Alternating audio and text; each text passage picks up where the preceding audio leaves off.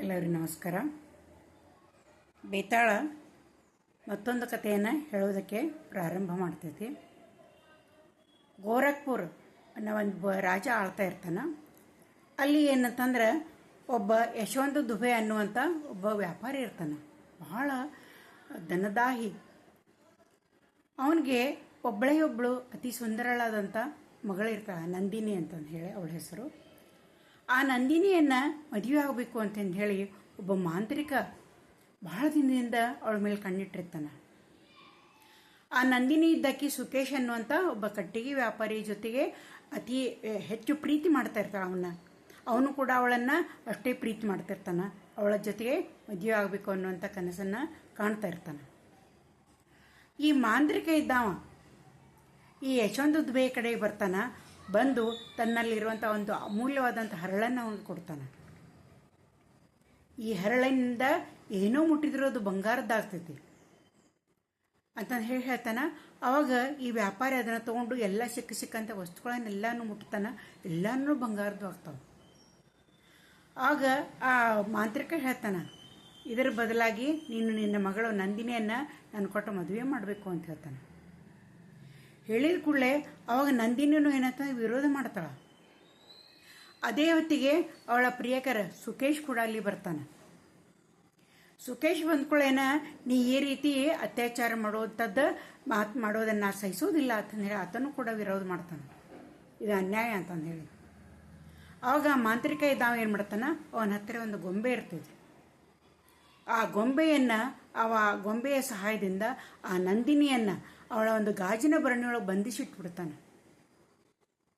ಈ ಗೊಂಬೆ ಇರುತ್ತಾನ, ನಾನು ಯಾರು ಏನೂ ಮಾಡೋಕ್ಕಾಗೋದಿಲ್ಲ, ಅವಳನ್ನು ನಾನೇ ಮದುವೆ ಆಗಾವ ಅಂತಂದು ಹೇಳ್ತಾನೆ. ಆವಾಗ ಈ ಸುಕೇಶ್ ಅನ್ನುವಂಥ ಯುವಕ ಆ ಗೊಂಬೆಯನ್ನು ಅವನ ಕೈಯಿಂದ ಕಸ್ಕೊಂಡು ಅದರ ಗೋಣನ್ನು ಮುರಿದು ಬಿಡ್ತಾನೆ. ಮುರಿದ ಕೂಡಲೇ ಆ ಗೋಣ್ ಮುರಿತಿದ್ದಂಗೆ ಆ ಮಾಂತ್ರಿಕ ಕೂಡ ಸತ್ತು ಬೀಳ್ತಾನೆ.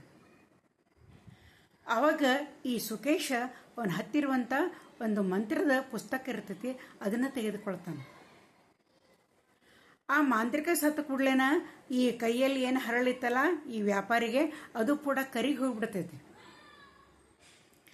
ಆನಂತರ ಇವಳು ಬಂದಿಯಾಗಿರ್ತಾಳಲ್ಲ ಕಾಜಿನ ಭರಣಿಯೊಳಗೆ, ಇನ್ನು ಇವಳನ್ನು ಬಿಡಿಸ್ಬೇಕು ಅಂತಂದು ಹೇಳಿ ಸುಕೇಶ್ ಆ ಮಂತ್ರದ ಪುಸ್ತಕವನ್ನು ತನ್ನ ಮನೆಗೆ ಒಯ್ತಾನೆ. ಆತ ದುರ್ಗಾಮಾತೆಯ ಆರಾಧಕನಾಗಿರ್ತಾನೆ. ಆ ಪುಸ್ತಕವನ್ನೆಲ್ಲ ತೆಗೆದು ನೋಡ್ತಾನೆ. ಅವಳನ್ನು ಬಿಡಿಸುವಂಥ ಮಾರ್ಗವನ್ನು ಆತ ಹುಡುಕ್ತಾನೆ. ಅಲ್ಲಿ ಆ ಗೋರಖ್ಪುರದ ಒಂದು ದಕ್ಷಿಣ ದಿಕ್ಕಿಗೆ ಒಂದು ದೊಡ್ಡ ಗುಹೆ ಇರ್ತೈತಿ. ಅಲ್ಲಿ ಆತ ಹೋಗ್ತಾನೆ. ಅಲ್ಲಿ ಅವನಿಗೆ ಅನೇಕ ಪರೀಕ್ಷೆಗಳನ್ನು ಒಡ್ಡಬೇಕಾಕೈತಿ. ಬೆಂಕಿಯೊಳಗೆ ಹಾಯ್ದು ಆ ಬೆಂಕಿಯನ್ನು ಪಾರಾಗಿ ಬರಬೇಕಾಕೈತಿ. ಆ ದೇವಿಯನ್ನು ಆರಾಧನೆ ಮಾಡ್ಕೊತ ಅದನ್ನು ಪರೀಕ್ಷೆಯನ್ನು ಪಾರು ಮಾಡ್ಕೊತಾನೆ. ವಿಷಪೂರಿತ ವಿಷಜಂತುಗಳು ಇದ್ದಿರ್ತಾವೆ, ಅವುಗಳನ್ನು ಕೂಡ ಪಾರು ಮಾಡ್ತಾನೆ. ಪಾರು ಮಾಡಿ ಆ ಗುಹೆಯೊಳಗೆ ಒಂದು ಚಿಕ್ಕದಾದಂಥ ಸರೋವರದೊಳಗೆ ಒಂದು ಕಮಲದ ಹೂವು ಇರ್ತೈತಿ. ಆ ಕಮಲದ ಹೂವನ್ನು ಆತ ಕಿತ್ತುಕೊಂಡು ಮನೆಗೆ ಬರ್ತಾನೆ. ಇವಳ ನಂದಿನಿಯ ಮನೆಗೆ ಬರ್ತಾನೆ. ಮನೆಗೆ ಬಂದು ಆ ಹೂವನ್ನು ಆ ಗಾಜಿನ ಭರಣಿಗೆ ಸ್ಪರ್ಶ ಮಾಡಿದ ಕೂಡಲೇ ಏನಂತಂದ್ರೆ ಆ ಗಾಜಿನ ಭರಣಿ ಇದ್ದದ್ದು ಒಡೆದು ಹೋಗ್ತೈತಿ. ನಂದಿನಿ ಬಂಧ ಮುಕ್ತಳಾಗ್ತಾಳೆ. ಆವಾಗ ಆಕೆಗೆ ಅವಳ ತಂದೆಯನ್ನು ನೋಡಿ ಆಕೆ ಭಾಳ ಸಿಟ್ಟು ಬರ್ತೈತಿ. ಎಷ್ಟೊಂದು ಧನದಾಹಿ ಅದಿದೆ, ಈ ಒಂದು ಹಣದ ಆಸೆಗಾಗಿ ನೀ ಆ ಮಾಂತ್ರಿಕನ ಜೊತೆಗೆ ನನ್ನನ್ನು ಮದುವೆ ನೀ ತಯಾರಾಗಿದ್ದಿ, ಅದಕ್ಕೆ ನಾನು ಈ ಮನೆಯೊಳಗನೇ ಇರೋದಿಲ್ಲ, ಈ ಸುಕೇಶನ ಜೊತೆ ಹೋಗಿ ನಾನು ಮದುವೆ ಮಾಡ್ಕೋತೀನಿ ಅಂತೇಳಿ ಅವನೊಂದಿಗೆ ಮನೆಯನ್ನು ಬಿಟ್ಟು ಬಂದುಬಿಡ್ತಾಳೆ. ಆವಾಗ ಸುಕೇಶ ಅವಳನ್ನು ತನ್ನ ಮನೆಗೆ ಕರೆದುಕೊಂಡು ಹೋಗ್ತಾನೆ. ಕರೆದುಕೊಂಡು ಹೋಗಿ ಅವ ಏನು ಹೇಳ್ತಾನೆ ಅಂತಂದ್ರೆ, ನಾನು ಊರಿಗೆ ಹೋಗ್ತೀನಿ, ನನ್ನ ತಾಯಿಯನ್ನು ನಾನು ಹೇಳಿ ಬರ್ತೀನಿ, ಆಮೇಲೆ ಅಂತ ಹೇಳಿ ನಾನು ಎರಡು ದಿನ ಆದಮೇಲೆ ನಾನು ಬರ್ತೀನಿ ಅಂತ ಹೇಳಿ ಆತ ಊರಿಗೆ ಹೊರಡ್ತಾನೆ. ಹೋಗ್ಕೊಳ್ಳೋ ಅವನ ಮನೆಯಲ್ಲಿ ಇವಳು ಒಬ್ಬಳೇ ಇರ್ತಾಳೆ. ಆಮೇಲೆ ಇತ್ತ ಆ ಗೋರಖ್ಪುರ ನಗರದ ರಾಜ, ಆ ರಾಜ ಏನಂತಂದ್ರೆ ಬಹಳ ಒಂದು ಇದನ್ನಾಗಿರ್ತಾನೆ. ಅವನು ಪ್ರಜಾವತ್ಸಲನಾಗಿರ್ತಾನೆ, ಬಹಳ ಧರ್ಮಿಷ್ಠನಾಗಿರ್ತಾನೆ. ಆ ರಾಜಗೆ ಏನಂತಂದ್ರೆ ಒಬ್ಬ ಮಹಾತ್ಮರು ಬರ್ತಾರೆ. ಮಹಾತ್ಮರು ಪ್ರತ್ಯಕ್ಷರಾಗಿ ಹೇಳ್ತಾರೆ, ರಾಜ, ನೀನು ಈ ದೇಶದ ಒಳಿತಿಗಾಗಿ ನಿನ್ನ 4 ಜನ ಮಕ್ಕಳನ್ನು ಬಲಿದಾನ ಮಾಡಿದಿ. 4 ಮಕ್ಕಳನ್ನು ಬಲಿದಾನ ಮಾಡಿರ್ತಾನೆ ರಾಜ. ಆಮೇಲೆ ಆತನ ಒಂದು ಅಂಗ ಕೂಡ ಏನಂತ ಊನಾಗಿರ್ತೈತಿ, ಒಂದು ಕೈ ಕತ್ತರಿಸಿ ಹೋಗ್ಬಿಟ್ಟಿರ್ತೈತಿ ಯುದ್ಧದೊಳಗೆ. ಅದಕ್ಕೆ ನಿನಗೆ ಏನು ಮಾಡು ಅಂತಂದ್ರೆ, ನಾಳೆ ಬೆಳಗಿನ ಹೊತ್ತು ಮಂದಿರಕ್ಕೆ ಹೋಗಿ ನೀನು. ಆ ಮಂದಿರದೊಳಗೆ ಒಬ್ಬ ಸುಂದರಿಯಾದಂಥ ತರುಣಿ ಇದ್ದಕ್ಕೆ ನಿನಗೆ ಸಿಗ್ತಾಳ. ಅವಳನ್ನು ನೀ ಮದುವೆ ಆದಿ ಅಂತಂದ್ರೆ ನಿಮಗೆ ಹುಟ್ಟುವಂಥ ಮಗನಿಂದ ಈ ರಾಜ್ಯ ಮತ್ತೆ ಅತ್ಯಂತ ಪ್ರಸಿದ್ಧ ರಾಜನಾಗಿ ಆತ ಮೆರಿತಾನ. ನಿನ್ನ ಮಗ ಇದ್ದವ. ನಿನ್ನ ರಾಜ್ಯ ಅಗ್ದಿ ಸಮೃದ್ಧಿಯಿಂದ ತುಂಬಿರ್ತೈತಿ, ಪ್ರಜೆಗಳೆಲ್ಲ ಅತ್ಯಂತ ಸುಖವಾಗಿ ಬಾಳ್ತಾರ ಅಂತಂದು ಹೇಳಿ ಆ ಮಹಾತ್ಮರಿದ್ದವರು ಹೇಳಿ ಹೋಗಿಬಿಡ್ತಾರೆ. ಆಮೇಲೆ ರಾಜ ಏನಂತಾನೆ ಮಾರನೇ ದಿನ ಆ ಮಂದಿರಕ್ಕೆ ಬಂದಿರ್ತಾನ. ಅಲ್ಲಿ ಇವಳು ನಂದಿನಿ ಕೂಡ ಆ ಮಂದಿರಕ್ಕೆ ಬರ್ತಾಳೆ ಪೂಜೆ ಮಾಡಿಸ್ಕೋಬೇಕು ಅಂತೇಳಿ.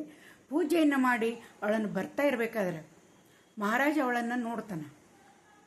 ಅವನಿಗೆ ಗೊತ್ತಿರೋದಿಲ್ಲ ಅವಳು ಈ ಕಟ್ಟಿಗೆ ವ್ಯಾಪಾರಿಯನ್ನು ಪ್ರೀತಿ ಮಾಡಾಕತ್ತಾಳ, ಅವ್ರು ಮದುವೆ ಆಗತ್ತಾರ ಅನ್ನೋವಂಥ ವಿಚಾರ ಮಹಾರಾಜನಿಗೆ ಗೊತ್ತಿರೋದಿಲ್ಲ.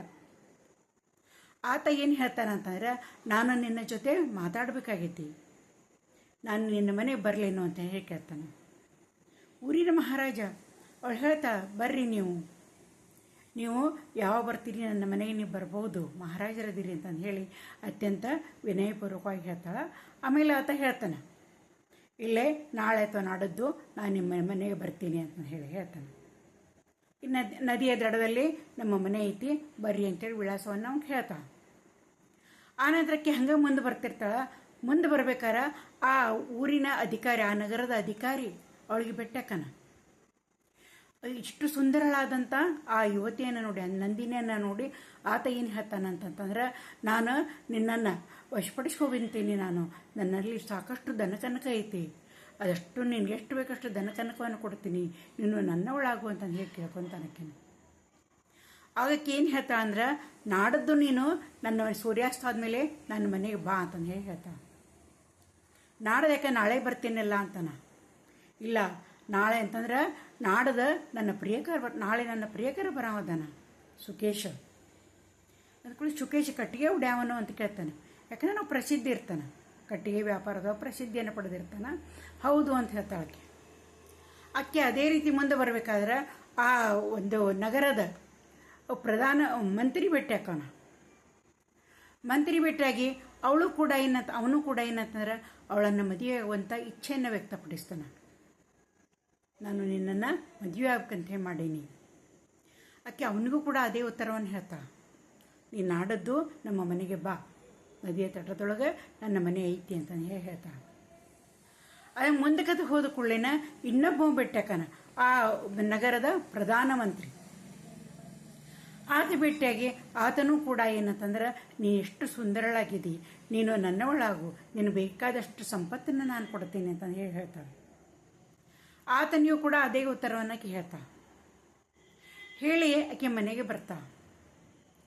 ಆವಾಗ ಇವ್ರು 3 ಮಂದಿ ಏನು ಮಾಡ್ತಾರಂದ್ರೆ, ಅಧಿಕಾರಿ, ಮಂತ್ರಿ, ಪ್ರಧಾನಮಂತ್ರಿ, ಇವ್ರು 3 ಜನರಿಗೆ ಗುರ್ತಾಕೈತಿ ಅವಳು ಸುಕೇಶ್ ಅನ್ನೋವನ್ನ ಕಟ್ಟಿಗೆ ವ್ಯಾಪಾರಿನ ಆಕೆ ಪ್ರೀತಿ ಮಾಡಾಕತ್ತಾಳ, ಮದುವೆ ಆಗಬೇಕು ಅಂತ ಅಂದ್ಕೊಂಡಾಳ ಅಂತ ಗೊತ್ತಾಗಿ ಅವ್ರು 3 ಮಂದಿ ಏನು ಮಾಡ್ತಾರಂತಂದ್ರೆ, ದಾಂಡಿಗರನ್ನು ಬರುತ್ತಿರುವಂಥ ದಾರಿಯೊಳಗೆ ದಾಂಡಿಗರನ್ನು ಅವ್ರು ಕಳಿಸ್ತಾರೆ. ಅವನ್ನೇನಂತಂದ್ರೆ, ನೀವು ಹೊಡೆದು ಬಡದು ಅವ್ನು ಸಾಧ್ಯದಷ್ಟು ನೀವು ಕೊಂದು ಬಿಡ್ರಿ ಅಂತ ಹೇಳಿ 3 ಮಂದಿ ಒಬ್ಬ ದಾಂಡಿಗರನ್ನು ಕಳಿಸ್ತಾರೆ. ಕಳಿಸಿದ ಮೇಲೆ ಆಮೇಲೆ 2ನೇ ದಿನ ಆದ ಕೂಡಲೇ ಮಹಾರಾಜ ಬರ್ತಾನೆ. ಅವಳ ಮನೆಯೊಳಗಿರ್ತಾಳೆ. ಮಹಾರಾಜ ಅವಳ ಮನೆಗೆ ಬರ್ತಾನೆ, ಬಾಗಿಲನ್ನು ಬಡಿತಾನೆ. ಇಲ್ಲಿ ಬಾಗಿಲನ್ನು ತೆಗಿತಾಳಕ್ಕಿ. ಭಾಳ ಸಂತೋಷಕ್ಕೈತಿ. ಮಹಾರಾಜರಿಗೆ ಬಂದ್ರಿ ನೀವು, ಭಾಳ ಒಳ್ಳೆಯದಾಯಿತು ಅಂತಂದು ಹೇಳಿ ಅವಳಿಗೆ ಉಪಚಾರವನ್ನು ಮಾಡ್ತಾ ಇರ್ತಾಳೆ. ಆ ಹೊತ್ತಿನೊಳಗೆ ಮತ್ತೆ ಬಾಗಿಲು ಬಡಿದಂಥ ಸಪ್ಪಳಾಗತ್ತಿದೆ. ಅವು ಮಹಾರಾಜರಿಗೆ ಹೇಳ್ತಾಳಕ್ಕಿ, ಇಲ್ಲ ನೀವು ಒಂದು ಕಡೆ ಇಲ್ಲಿ ಮುಚ್ಚಿಟ್ಕೋರಿ, ನೀವು ಮರೆಯಾಗಿರ್ರಿ ಅಂತಂದು ಹೇಳಿ ಬಾಗಿಲನ್ನು ತೆಗಿತಾಳೆ. ಅಧಿಕಾರಿ ಬರ್ತಾನೆ. ಅಧಿಕಾರಿ ಬಂದು ಇನ್ನು ನನ್ನವಳಾಗು ಅಂತಂದು ಹೇಳ್ತಾನೆ. ಹೇಳುವಂಥ ಹೊತ್ತಿಗೆ ಮತ್ತೆ ಬಾಗಿಲು ಬಡಿದಂಥ ಸಪ್ಪಳಕ್ಕಿದೆ. ಅವನಿಗೂ ಮತ್ತೊಂದು ಕಡೆ ಮರೆಯಾಗಿರೋಕ್ಕೆ ಹೇಳ್ತಾಳೆ, ಬೇರೆ ಕಡೆ. ಮಂತ್ರಿ ಬರ್ತಾನೆ. ಅವ ಹೇಳ್ತಾನೆ, ನನ್ನ ಹೆಂಡತಿ ನಿನ್ನಷ್ಟು ಸುಂದರಿ ಇಲ್ಲ, ಅವಳನ್ನು ನಾನು ಬಿಟ್ಟು ಬಿಡ್ತೇನೆ, ನಾನು ನಿನ್ನನ್ನು ಮದುವೆ ಆಗ್ತೇನೆ ಅಂತ ಹೇಳ್ತಾಳೆ. ಹೇಳುವಂಥ ಹೊತ್ತಿನೊಳಗೆ ಮತ್ತು ಬಾಗಿಲು ಬಿಡೋದ ಸಪ್ಪಳ ಕೂಡ ಆಕೆ ಮತ್ತೊಂದು ಕಡೆ ಅವನನ್ನು ಅಡಗಿಸಿಡ್ತಾಳೆ. ಪ್ರಧಾನಮಂತ್ರಿ ಬರ್ತಾನೆ. ಅವನು ಹೇಳ್ತಾನೆ, ಅವನನ್ನು ಮತ್ತೊಂದು ಕಡೆ ಅಡಗಿರಾಕಿ ಹೇಳ್ತಾಳೆ. ಆಮೇಲೆ 5ನೇ ಬಾರಿ ಬಾಗಿಲ ಬಡಿದ ಕೂಡಲೇ ಅವಳ ಪ್ರಿಯಕರ ಸುಕೇಶ್ ಇದ್ದವ ಬರ್ತಾನೆ. ಆವಾಗ ಆ ದಾಂಡಿಗರನ್ನು ಇವ್ರು 3 ಜನ ಕೂಡಿ ಕಳಿಸಿರ್ತಾರಲ್ಲ, ಅವ್ರ ಜೊತೆ ಹೋರಾಡಿ ಅವ್ರಲಿಂದ ಏನಂತಂದ್ರೆ ಆತ ಎಷ್ಟೋ ಪೆಟ್ಟನ್ನು ತಿಂದು ಅವರಿಗೂ ಅವ್ರ ಜೊತೆ ಹೋರಾಡಿ ಅವ ಆತ ಬಂದಿರ್ತಾನೆ, ತಪ್ಪಿಸ್ಕೊಂಡು ಬಂದಿರ್ತಾನೆ. ಆಮೇಲೆ ಅವ್ನು ಭಾಳ ದಣವಾಗಿಬಿಟ್ಟಿರ್ತೈತಿ ಅವ್ರ ಜೊತೆ ಎಲ್ಲ ಇದನ್ನಾಗಿ.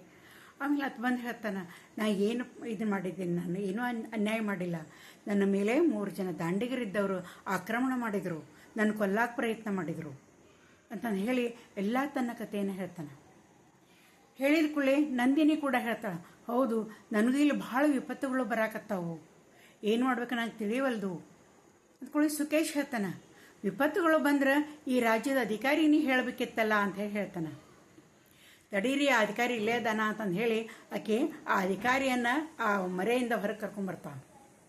ಅಧಿಕಾರಿ ಬರ್ತಾನೆ, ಗೋಣ್ ತಲೆ ತಗ್ಗಿಸ್ಕೊಂಡು ನಿಲ್ತಾನೆ. ಇವ್ರು ಇಂಥವ್ರಾಗ ನಿಮ್ಮ ಮಂತ್ರಿಗೆ ಹೇಳಬೇಕಾಗಿತ್ತು ಅಂತಾನೆ. ಮಂತ್ರಿನೂ ಇಲ್ಲೇ ಅದಾರ ತಡೀರಿ ಅಂತಾಳೆ. ಆ ಮಂತ್ರಿನ ಇದು ಮಾಡ್ತಾಳೆ, ಮರೆಯಾಗಿಟ್ಟರೆ ನಿಲ್ಸಿರ್ತಾಳಲ್ಲ ಅವನು ಇದು ಮಾಡ್ತಾಳೆ. ಅವನು ಬಂದು ನಿಲ್ತಾನೆ ತಲೆ ತಗ್ಗಿಸ್ಕೊಂಡು. ಪ್ರಧಾನಮಂತ್ರಿ ಹೇಳಬೇಕಾಗಿತ್ತು ಅಂತಾನೆ. ಅವರು ಇಲ್ಲೇ ಅದಾರ ಅಂತ ಹೇಳಿ ಪ್ರಧಾನಮಂತ್ರಿಯನ್ನು ತಂದು ನಿಲ್ಲಿಸ್ತಾಳೆ. 3 ಮಂದಿ ತಲೆ ತಗ್ಗಿಸ್ಕೊಂಡು ನಿಲ್ತಾರೆ. ಅವಾಗ ಇವರೆಲ್ಲರೂ ಇಂಥವ್ರು ಅದಾರ ಅಂತೇಳಿ ನಂಗೆ ಗೊತ್ತಿರಲಿಲ್ಲ. ಇನ್ನು ಮಹಾರಾಜರಿಗೆ ಹೇಳೋದಂದ್ರೆ ನಾನು ಬಾಕಿ ಅಂತ ಹೇಳೋದಕ್ಕೆ ಮಹಾರಾಜ ತಾನೇ ಹೊರಗೆ ಬರ್ತಾನೆ, ನಾನು ಕೂಡ ಇಲ್ಲೇ ಇದ್ದೀನಿ ಅಂತ ಹೇಳಿ. ಆಗ ಆತ ಹೇಳ್ತಾನೆ, 3 ಜನರಿಗೆ ನೀವು ಇಷ್ಟೊಂದು ಕೆಳಮಟ್ಟಕ್ಕೆ ಇಳಿತೀರಿ ಅಂತ ಅನಿಸಿರಲಿಲ್ಲ. ಇವರು ಒಬ್ಬರೊಬ್ಬರನ್ನ ಎಷ್ಟೊಂದು ಪ್ರೀತಿ ಮಾಡ್ತಾರೆ. ಇವನ್ಗೆ ನೀವು ದಾಂಡಿಗರನ್ನು ಕಳಿಸಿದ್ರಿ, ಇವನು ಕೊಲ್ಲಾಕ ನೀವು ಪ್ರಯತ್ನ ಮಾಡಿದ್ರಿ, ಇವಳನ್ನು ಪಡಿಬೇಕು ಅನ್ನುವಂಥ ಇಚ್ಛೆಯೊಳಗೆ ನೀವೆಷ್ಟು ಕೆಳಮಟ್ಟಕ್ಕೆ ಇಳಿದಿರಿ. ಅದಕ್ಕೆ ನೀವು ನಿಮಗೆ ನಾನು ದಂಡನೆಯನ್ನು ಕೊಡ್ತೀನಿ, ನಿಮ್ಮ ಪದವಿಯಿಂದ ನಿಮ್ಮನ್ನು ತೆಗೆದು ಬಿಡ್ತೀನಿ ಅಂತಂದು ಹೇಳಿಕೊಳ್ಳೆ ಅವರೆಲ್ಲರೂ ಒಂಥರ ಮುಖ ಮಾಡ್ಕೊಂಡು, ಸಣ್ಣ ಮುಖ ಮಾಡಿಕೊಂಡು ಮನೆಯಿಂದ ಹೊರಗೆ ಹೋಗ್ಬಿಡ್ತಾರೆ. ಅವಾಗ ಮಹಾರಾಜ ಹೇಳ್ತಾನೆ ನಂದಿನಿಗೆ, ನೀವು ಮತ್ತು ಸುಕೇಶ ಒಬ್ಬರನ್ನೊಬ್ಬರು ಪ್ರೀತಿ ಮಾಡುವಂಥ ವಿಷಯ ನನಗೆ ಗೊತ್ತಿರಲಿಲ್ಲ ಅಂತ ಹೇಳಿದ ಕೂಡಲೇ ಆ ಹೊತ್ತಿನೊಳಗೆ ಆ ಮಹಾತ್ಮರು ಮತ್ತೆ ಪ್ರತ್ಯಕ್ಷಕರು, ಹಿಂದೆ ರಾಜನಿಗೆ ಹೇಳಿದಂಥ ಮಹಾತ್ಮರು ಮತ್ತೆ ಪ್ರತ್ಯಕ್ಷಕರು. ಆಗ ಅವ್ರು ಹೇಳ್ತಾರೆ ನಂದಿನಿಗೆ, ನಂದಿನಿ, ಈ ಮಹಾರಾಜನನ್ನು ನೀ ಮದುವೆ ಆದಿ ಅಂತಂದ್ರೆ ನಿಮ್ಮಿಬ್ಬರಿಗೆ ಹುಟ್ಟುವಂಥ ಮಗು ಭಾಳ ಪ್ರಖ್ಯಾತ ರಾಜನಾಗಿ ಬೆಳೀತಾನೆ, ದೇಶ ಸಮೃದ್ಧಿ ಆಗ್ತೈತಿ, ಇದೆಲ್ಲ ಪ್ರಜೆಗಳು ಅತ್ಯಂತ ಸುಖಿಯಾಗಿರ್ತಾರೆ, ಈ ನಿರ್ಣಯವನ್ನು ತೆಗೆದುಕೊಳ್ಳೋದು ನಿನ್ನ ಕೈಯಾಗೈತಿ ಅಂತ ಹೇಳಿ ಹೇಳ್ತಾರೆ. ಹೇಳಿದ್ರೆ ಅದೃಶ್ಯ ಆಗಿಬಿಡ್ತಾರೆ. ಅವು ಮಹಾರಾಜ ಹೇಳ್ತಾನೆ, ಇಲ್ಲ ನಂದಿನಿ, ನೀ ಆತುರದ ನಿರ್ಣಯವನ್ನು ನೀ ತೆಗೆದುಕೊಳ್ಳಬೇಡ, ನಿಮ್ಮ ಪ್ರೀತಿಯ ಸೌಧದ ಮೇಲೆ ನಾನು ನನ್ನ ಮಹಲನ್ನು ಕಟ್ಟುವುದಿಲ್ಲ, ನನ್ನ ಬಗ್ಗೆ ನೀವು ವಿಚಾರ ಮಾಡಬೇಡ, ನೀವಿಬ್ಬರು ಮದುವೆ ಆಗ್ರಿ ಅಂತ ಹೇಳ್ತಾನೆ. ಆವಾಗ ಸುಕೇಶ ಹೇಳ್ತಾನೆ, ಇಲ್ಲ ಮಹಾರಾಜರೇ, ನಮ್ಮ ಒಳಿತಿಗಾಗಿ ಒಬ್ಬ ಮಹಾರಾಜ ನಿಮ್ಮ ಮಗ ಆಗಿ ಹುಟ್ಟುತ್ತಾನ, ಇವಳನ್ನು ಮದುವೆ ಆದರೆ ನಿಮ್ಮ ಮಗ ಈ ರಾಜ್ಯದ ಪ್ರಸಿದ್ಧ ದೊರೆಯಾಗಿ ಬೆಳೀತಾನ, ಎಲ್ಲ ಪ್ರಜೆಗಳು ಸುಖವಾಗಿರ್ತಾರ ಅಂತ ಅನ್ನೋದಾದ್ರೆ ನಾನು ನನ್ನ ಪ್ರೀತಿಯನ್ನು ತ್ಯಾಗ ಮಾಡ್ತೀನಿ. ನನ್ನ ರಾಜ್ಯವನ್ನು ನಾನು ಮೊದಲು ನನ್ನ ರಾಜ್ಯದ ಸುಖವನ್ನು ನಾನು ಬಯಸ್ತೀನಿ, ನಮ್ಮ ದೇಶಕ್ಕಿಂತ ಮೊದಲು ದೊಡ್ಡ ಅನ್ನೋದು ಯಾವುದೂ ಇಲ್ಲ ಅಂತಂದು ಹೇಳ್ತಾನೆ. ಈ ಕಥೆಯನ್ನು ಬೇತಾಳ ಹೇಳ್ತೈತಿ. ಆಮೇಲೆ ಮಹಾರಾಜನ ಕೇಳ್ತೈತಿ, ಹೇಳಿ ಮಹಾರಾಜ, ನಂದಿನಿ ಇವರನ್ನು ಯಾರನ್ನ ಮದುವೆ ಆಗ್ತಾಳ ಅಂತ ಹೇಳಿದ ಕೂಡಲೇ ಆವಾಗ ಈ ಮಹಾರಾಜ ಹೇಳ್ತಾನೆ, ಬೇತಾಳ, ನಂದಿನಿ ಏನಂತಂದ್ರೆ ಆ ದೇಶದ ಸಲುವಾಗಿ ತನ್ನ ಪ್ರೀತಿಯನ್ನು ಬಲಿದಾನ ಮಾಡ್ತಾಳ, ಮಹಾರಾಜನನ್ನೇ ಮದುವೆ ಆಗ್ತಾಳ. ಹೆಣ್ಣುಮಕ್ಕಳಿಗೆ 3 ಧರ್ಮಗಳು, ತಂದೆ ತಾಯಿಯರ ಒಂದು ಋಣ ಅದನ್ನು ತೀರಿಸೋದಿರ್ತೈತಿ, ಆನಂತರ ಗುರುಗಳ ಋಣ ಬಾಧೆಯನ್ನು ತೀರಿಸೋದಿರ್ತೈತಿ, ಎಲ್ಲಕ್ಕಿಂತ ಮಹತ್ವ ಧರ್ಮ ಅಂತಂದ್ರೆ ತನ್ನ ರಾಜ್ಯವನ್ನು ಉಳಿಸ್ಕೊಳ್ಳೋಂಥದ್ದು ಇರ್ತೈತಿ. ಅದಕ್ಕಾಗಿ ಅವಳು ತನ್ನ ಪ್ರೀತಿಯನ್ನು ತ್ಯಾಗ ಮಾಡಿ ಈ ಮಹಾರಾಜನನ್ನು ಮದುವೆ ಆದ್ಲು ಅಂತಂದು ಹೇಳ್ತೈತಿ. ಅವಾಗ ಬೇತಾಳ ಇದ್ದಾವ, ಒಳ್ಳೆ ಸರಿಯಾದಂಥ ನೀನು ನಿರ್ಣಯವನ್ನು ಹೇಳಿದೆ, ಆದ್ರೆ ನೀನು ಮಾತಾಡಿಬಿಟ್ಟೆ ಅಂಥೇಳಿ ಮತ್ತೆ ಅದು ಹೋಗಿಬಿಡ್ತೈತಿ. ಮಹಾರಾಜ ಅದರ ಬೆನ್ನನ್ನು ಹತ್ತಾನೆ. ಇಲ್ಲಿಗೆ ಕತೆ ಮುಗಿತೈತಿ.